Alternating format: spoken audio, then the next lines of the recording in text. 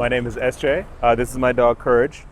Courage is 2 years old. I found Courage at the South LA shelter about a year and a few months ago, so I adopted him at 6 months. First dog, I've never owned a dog before, but I kind of reached a point in my life where I was like, okay, I don't have any kids.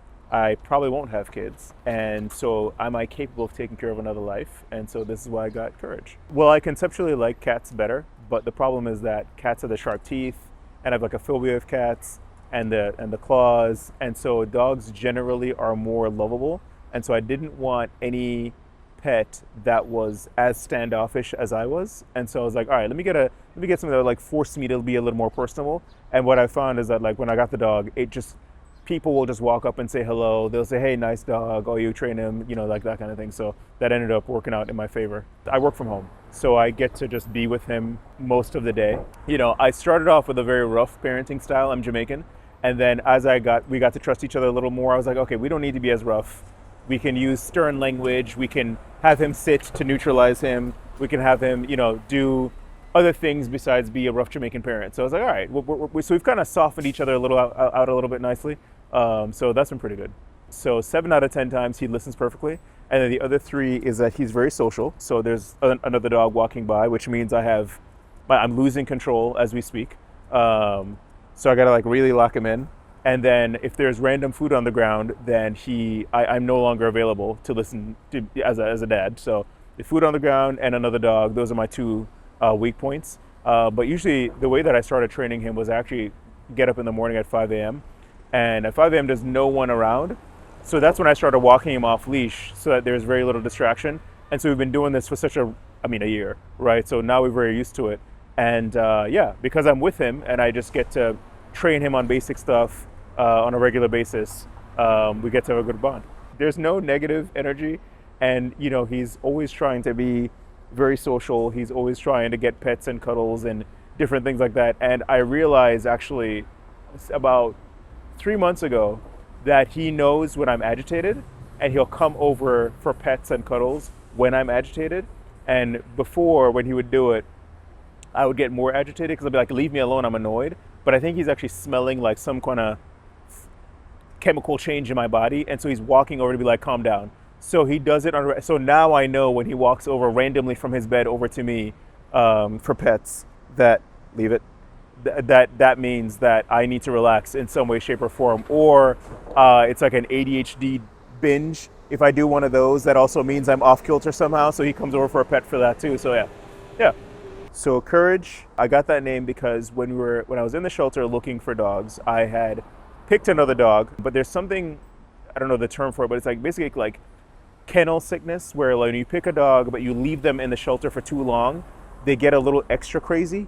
And so that dog was a much bigger pit bull.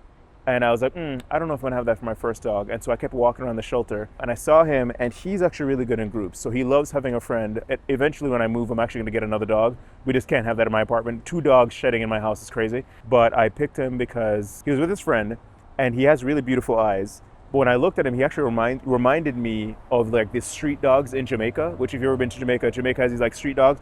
So he's like this really skinny looking street dog, and he didn't look like this at all. Like he's a beautiful dog now, and he looks amazing and he looks well adjusted, but this is not the dog that I signed up for. I thought I was getting like a mangy Jamaican style street dog. And so he was only 6 months old. The shelter person took him out for me to say hi, and she was like, well, he's so young, I don't want to put him on the ground. But she put him on the ground for like a short period of time, and when she reached over to try and pick him back up, he actually leaned over into me for a hug and protection. And for whatever reason, when that happened, I was like, well, this is the one. And so his name in the shelter was Lick, L-I-C-K. And so I had to give him a new name, and I said, he's so timid and nervous constantly that I want to give him the name Courage, because Courage from Carly the Dog is actually a very brave dog. If you ever watch the Cartoon Network cartoon, he seems very scared, but he's scared because there's like legitimately terrifying things happening on a regular basis. And he's the same way. They've got fireworks happening in downtown LA all the time. There's sirens going off in, miniature Gotham City. And so I think he's pretty brave when he needs to be. If Courage could speak English for a day, I think I would ask him, why am I forced to scratch his chest 7 times a day. If he had a 9 to 5, it would be some sort of like social media or concierge or honestly party promoter job, because he really enjoys being around other dogs. Any other dog.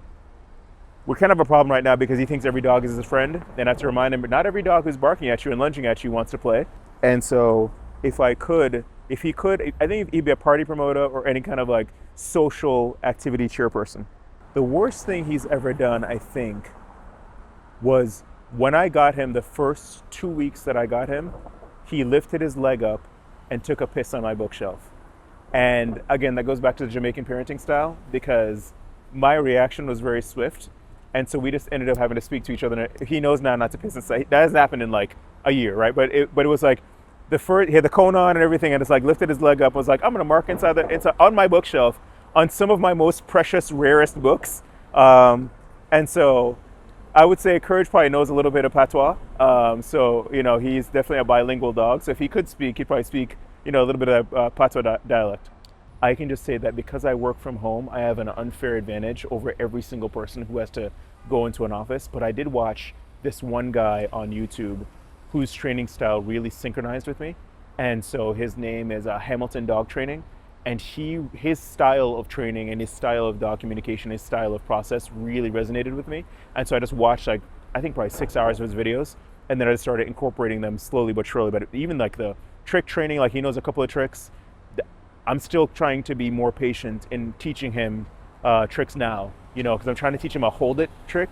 And that is an uphill battle, because if it's a treat, he'll hold it and then start eating, but he won't hold it and then drop it. So I'm working on the hold it, drop it thing, but he's a smart dog. He's just, he's doing his best.